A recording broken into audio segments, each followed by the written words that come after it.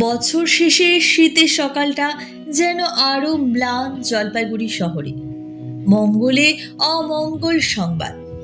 এলাকার ভূমিকন্যা পুতুল, যিনি অধিক পরিচিত বাংলাদেশের প্রথম মহিলা প্রধানমন্ত্রী খালেদা জিয়া নামে, তার প্রয়াণের খবর পৌঁছতে কুয়াশাচ্ছন্ন সকাল আরও আবছা হয়ে গেল জলপাইগুড়ি শহরে। 1945 সালে এখানেই যে জন্মেছিলেন পুতুল। বাবার চাকরি, তার পড়াশোনা এখানকারই সুনীতিবালা সদর প্রাথমিক বিদ্যালয়ে। পরে 71-এর অশান্ত সময়ে সম্পত্তি বিনিময় করে ওপারে চলে যায় খালেদা জিয়ার পরিবার।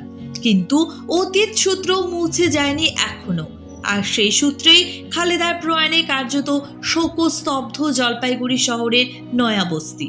স্কুলে তার স্মরণ সভার পরিকল্পনা রয়েছে বলে জানিয়েছেন সুনীতিবালা সদর প্রাথমিক বিদ্যালয়ের প্রধান শিক্ষক অরূপ দে। তখন অবিভক্ত দুই বাংলার দিনাজপুর জেলার অন্তর্গত ছিল জলপাইগুড়ি শহর। স্বাধীনতা পূর্ববর্তী সেই শহরে জন্ম হয় খালেদা জিয়ার। ছোটবেলায় তাকে পুতুল বলে ডাকতেন সকলে। চা কোম্পানির শেয়ার কেনাবেচার সংস্থা দাস অ্যান্ড কোম্পানিতে চাকরি করতেন বাবা মোহাম্মদ ইস্কান্দার।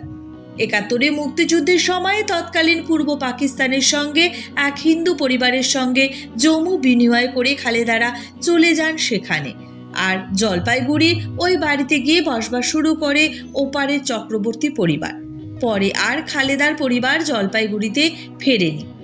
এই বাড়িতে থাকতো খালেদার পরিবার। পরে যা চক্রবর্তীদের সঙ্গে সম্পত্তি বিনিময় হয়।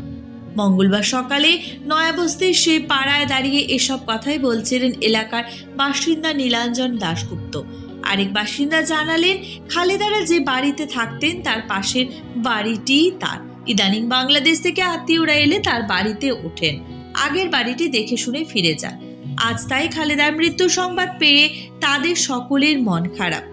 বলছেন, রাজনীতির কিছু ব্যাপার নয়, আমাদের এখানকারই বাসিন্দা ছিল ওরা, তাই আজ আমাদের মন ভারাক্রান্ত।